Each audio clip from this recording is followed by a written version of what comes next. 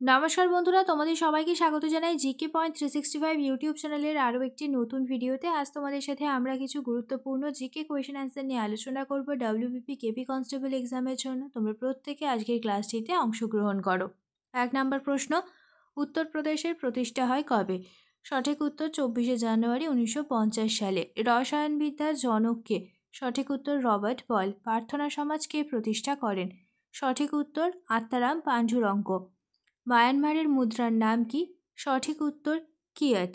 মানবদেহের রক্ত সঞ্চালন পদ্ধতি কি আবিষ্কার করেন? সঠিক উত্তর option C, William Harvey. Next প্রশ্ন, প্রেরি অঞ্চল কোন মহাদেশে অবস্থিত? সঠিক উত্তর অপশন এ, উত্তর আমেরিকা। লোহিত রক্তকণিকা কোথায় সৃষ্টি হয়? সঠিক উত্তর অস্থি মজ্জায়।